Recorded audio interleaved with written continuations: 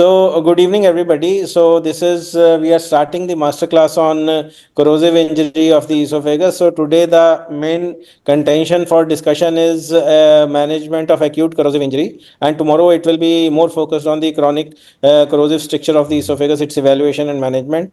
And I will call upon the first speaker, Dr. Harindra Sandhu. He will be speaking on this thing evaluation of a patient of acute corrosive injury. Over to you, Dr. Harindra, please. So before Harinder starts, I would like to say a few words about him.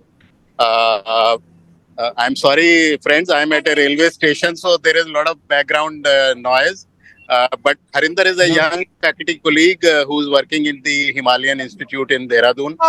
He's been contacting me, calling me, emailing me, WhatsApping me for discussing several issues, which I very much like and I very much enjoy. In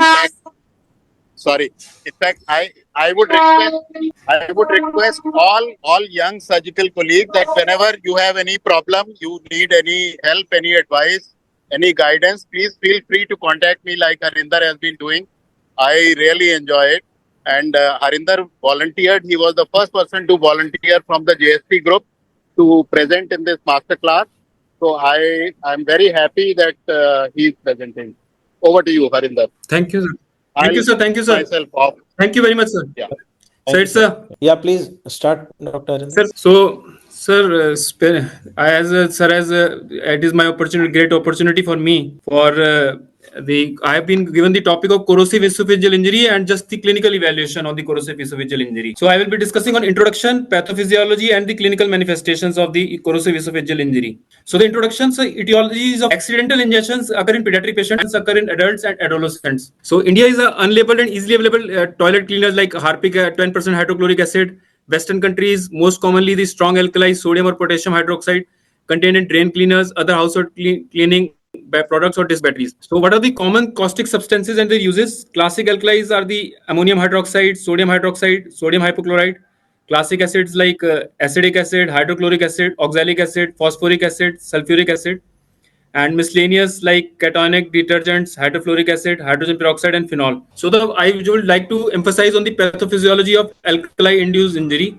So the alkali causes the liqueficative necrosis and thrombosis, which result in the gelatinous substance formation and which results in the further penetration and transmural damage. So it extends rapidly within seconds through the mucosa and wall of the esophagus until the tissue fluids buffer the alkali, and it can complicate by the periesophageal injury.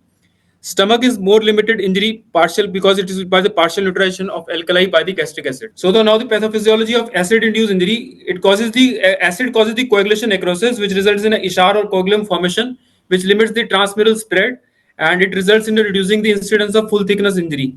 It is the less viscous and tends to pass quickly into the stomach, and it causes less esophageal damage as acids causes less esophageal damage.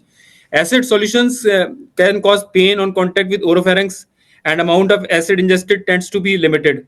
Upper airway injuries are more common with the ingestion of acid, and acid results in reflux pylorospasm, which causes the increase in the gastric contact time, which results in the preferentially antral involvement in the stomach. So the natural history of corrosive injury in within 24 hours, there was a destruction of the epithelium and liquefaction of the submucosal layer, acute inflammatory cellular and bacterial penetration.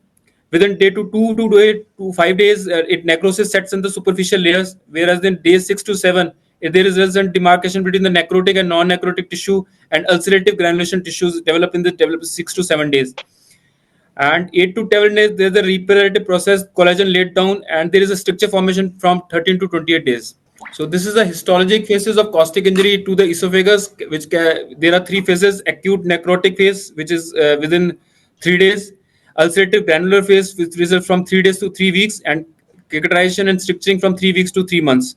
Which histopathologic findings in acute necrotic is the liquefaction necrosis of the superficial layers of the esophagus, acute inflammation, thrombosis of the vasculature, bacterial and hemorrhagic infiltration of the underlying tissues.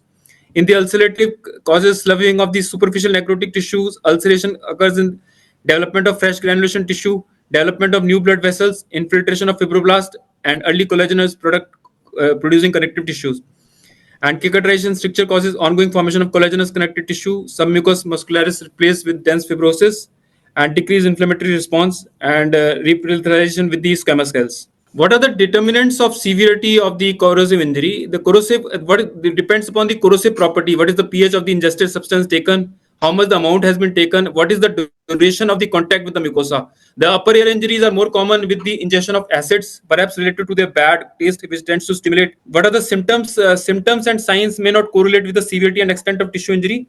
Pain and inability to clear pharyngeal secretions will result in persistent drooling. The oropharyngeal injury, host pneumonia, which causes retrosternal. What are the vital signs? Examination of the oral membranes. Patients in respiratory will result in laryngoscopy to evaluate the need for intubation and the absence of. Next save कर दूंगी और लेकिन जो भी sir आपको presentation उनको आपको मुझे भेजना पड़ेगा आप व्हाट्सएप कर दीजिए या फिर मुझे ईमेल भेजना है. The fever, tachycardia, shock, presence of more severe extensive injury, and subcutaneous emphysema, esophageal perforation. 20 to 25% of patients can be a normal physical examination. So they develop. So this is an important scores. There are the clinical scores which needs to evaluate in a patient of gastric caustic corrosive injury. The drool score, which can be remembered by the component of the canonic: drooling, reluctance, oropharynx, others, and leukocytosis. Drooling of saliva. There is a score for given from 0 to 2. If there is a drooling of saliva for greater than 12 hours, then it is a score of 0. And if a reluctance to eat or dysphagia or food intolerance, then for more than 24 hours, then the score of 0. And oropharyngeal burns, if there are severe lesions or high blood salt count greater than 20,000, so it is the score ranges from 0 to 10.